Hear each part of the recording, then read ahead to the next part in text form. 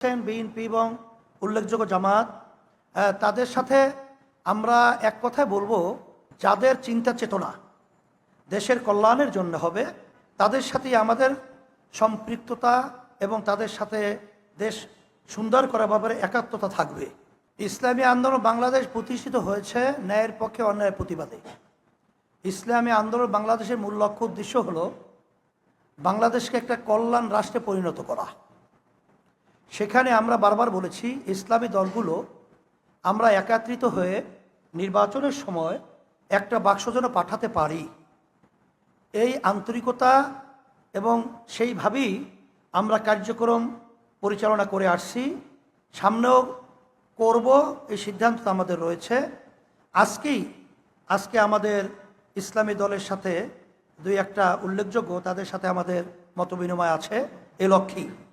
আর আপনি যে বলেছেন বিএনপি এবং উল্লেখযোগ্য জামাত তাদের সাথে আমরা এক কথায় বলবো যে যাদের চিন্তা চেতনা দেশের কল্যাণের জন্য হবে তাদের সাথেই আমাদের সম্পৃক্ততা এবং তাদের সাথে দেশ সুন্দর করার ব্যাপারে একাত্মতা থাকবে।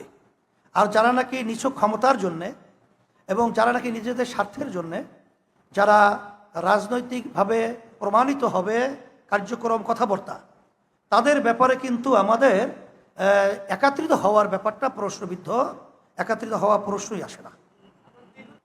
হ্যাঁ, সেটা তো বলেছি যে আমাদের সমমনা দলগুলোর সাথে আমাদের একত্রিত হওয়ার মতো একটা পরিবেশ আলহামদুলিল্লাহ অনেকটা আগিয়ে গেছে।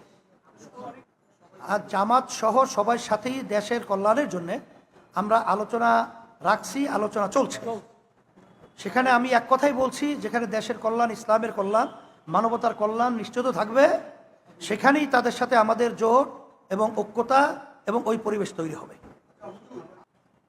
সেটা আমরা বলেছি যে যৌক্তিক একটা সময়, সে যৌক্তিক তো আমরা কিছুদিন আগে বলেছিলাম সেটা 1-1.5 বছরের বেশি না হওয়া উচিত।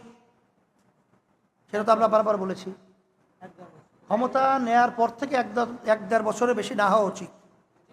এবং সেটা সুনির্দিষ্ট তাদের একটা পরিষ্কার রোডম্যাপ নির্বাচনের ব্যাপারে বলা উচিত।